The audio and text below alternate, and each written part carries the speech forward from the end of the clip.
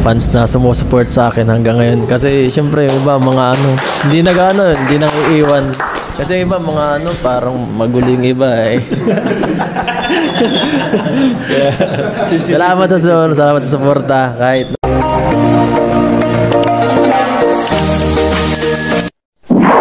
everyone! Welcome back again to my channel. So mga kasukay, mga kalingap, isang mapagpalang araw na muli sa atin lahat. So for today's vlog, eto, pag-usapan natin itong masasalimuot at syempre mga pangyayari dito kay Kalingap Edo. Ano ba yung masasabi niya dito? So bago natin simulan yan, huwag niyo pong kakalimutang mag-subscribe. Val Santos Matubang, Kalingap Rob, Ate Edna Vlogs. At syempre, supportahan po natin ER Villa Gomez, and syempre, Kalingap Edo. Support po natin. So, eto, panoorin po natin ang video na ito. Pagpapasalamat. Siguro yung mga fans na sumusupport sa akin hanggang ngayon. Kasi, syempre, yung iba, mga hindi nang iiwan. Kasi iba, mga parang maguling iba eh. Salamat sa suporta kahit na ganito. Alam naman na yung mga matagalan dyan, alam naman na ugali ko nila. At yung sa mga baguhan, pasensya na. Sa mga baguhan lang. At siguro yung sa masalim. Yan po mga kasukay, mga kalingap. Si Kalingap Edo ay nagpasalamat sa kanyang mga supporter na hindi po siya iniiwan. Hindi siya iniiwan at nandiyan kahit na anong mangyari ay nakasupport pa rin dito kay Kalingap Edo. Pero sabi nga yung iba na yung alam naman nila yung kanyang ugali ng mga kasukay, mga kalingap.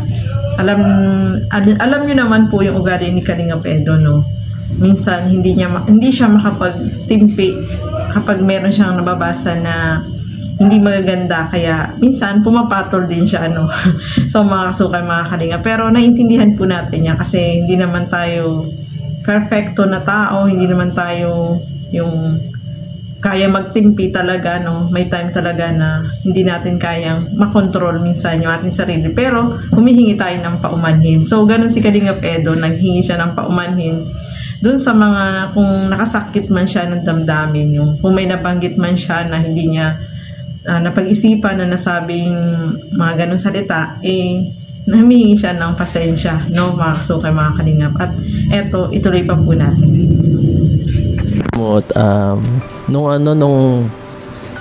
Nung munti ka nang mabangga yung kotse talaga, nung Kuya Bal. Kasama dun si Mama isang beses, oo. Yung talaga kakatakot nun. Ikaw nag-drive? Oh, yun. Hindi yung munti ka nang madisgrasya, yun talaga sobrang shock ako doon. Kahit ako, tulala ako doon na ilang minuto eh. Kasi siyempre naandun yung wasak na wasak doon yung Fortuner yung sa harap. Tapos yun, parang naisip ko noon na pag yung mga mahal mo sa buhay, i-cherish yung bawat araw na kasama nyo sila. Kasi kagaya hindi natin alam na gano'n ang mangyayari.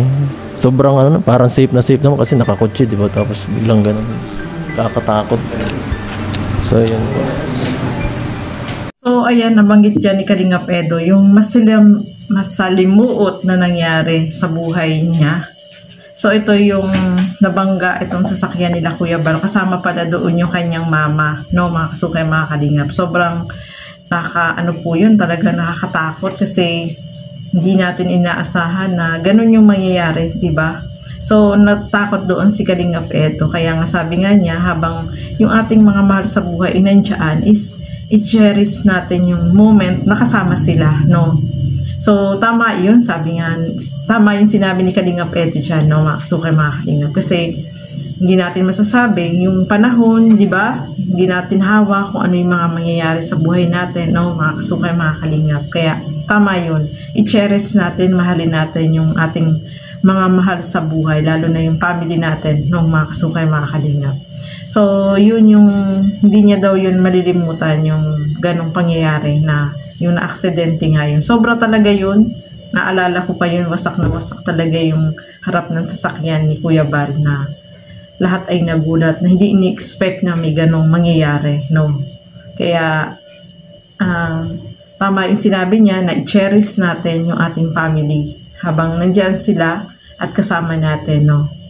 So, ayan, yung bonding mo, ano po nila dyan, ano yan, yung sama-sama sila, parang nagba-Bible study po sila dyan, mga kasukay, mga kalingam, yung sharing, no? At bawat isa sa kanila ay nagsishare ng kanilang mga nangyari, mga hindi nila malilimutan, at yung mga masasayang pangyayari sa buhay nila, no, mga kasukay, mga kalingam. So, maganda po yung ginagawa nila dyan sa pangunguna yan ni E.R. Villagomez, no? Ano sila yung kumbaga, naiilabas nila kung ano yung nasa damdamin nila dyan. Na-share nila sa kasamahan nila, no, mga kasukay, mga kalingap. Kaya maganda po yan ginagawa nila na sharing dyan. At nagba-Bible study din po sila dyan, mga kasukay, mga kalingap. So, ayan, maraming salamat po sa inyong panonood. At si Pastor Arfa nga pala, no, na-meet ko din doon sa Daet, mga kasukay, mga kalingap. At picture siya sa amin. Sabi niya, magpapapicture daw siya sa amin, mga sakalam. Ay, grabe, no, sakalam.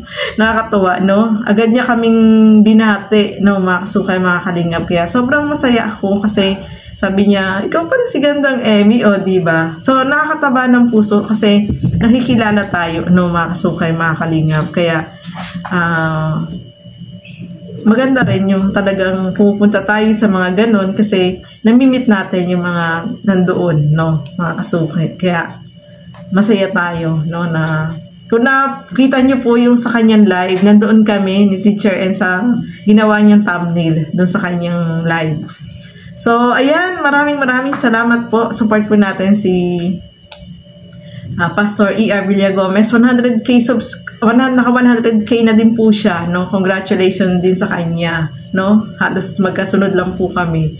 So, ayan, maraming salamat po sa inyong panonood at hanggang sa muli, keep safe everyone. Thank you for watching. Mabuhay po tayong lahat. Bye-bye!